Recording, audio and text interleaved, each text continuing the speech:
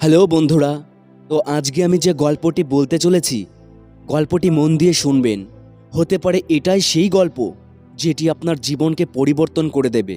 একজন বয়স্ক রাজমিস্ত্রি তার কাজ থেকে অবসর নিতে চাইল।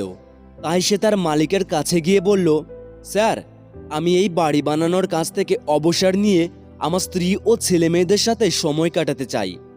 তার মালিক এতে কিছুটা দুঃখ পেল, কারণ সে ছিল সবচেয়ে দক্ষ ও কর্মঠ রাজমিস্ত্রি। সে বলল, ঠিক আছে, কিন্তু তুমি কি চলে যাওয়ার আগে আর একটিমাত্র বাড়ি বানিয়ে আমাদের সাহায্য করতে পারবে?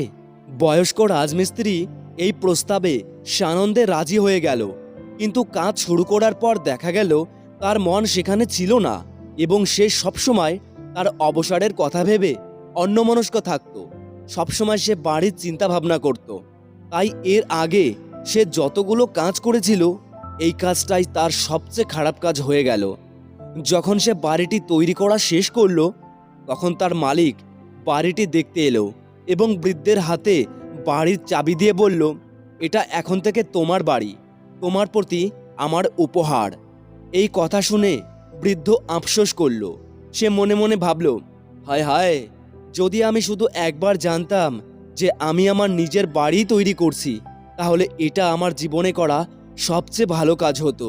তো বন্ধুরা, আমরা যখন কোনো কাজ করব, সেটা নিজের হোক বা অন্য কারোর, তা এই ভেবে করতে হবে এটাই আমার নিজের কাজ ও এটাই আমার জীবনের শেষ কাজ।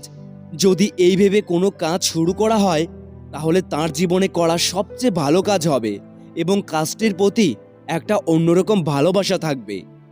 সফলতা কখনো বলে কয়ে আসে না, তার জন্য তুমি মন প্রাণ দিয়ে শুধু চেষ্টা করে যাও। শুধু এটুকু ফলো করবে, সেই কাজের মধ্যে যেন অপকর্ম ছলচতুরি না থাকে। ব্যর্থতা একবার নয়, হয়তো 9বার আসবে, কিন্তু 10বারে তুমি ঠিকই সফল হবে। যে কোনো কাজ করার আগে 2বার কেন, অন্তত 10বার ভাবা উচিত। মনে সাহস রেখে যদি তুমি তোমার লক্ষ্যে অটল থাকো, তবে মনে রেখো, সেই কাজের সফলতা তুমি এমনিতেই পাবে। তুমি পেতে বাধ্য।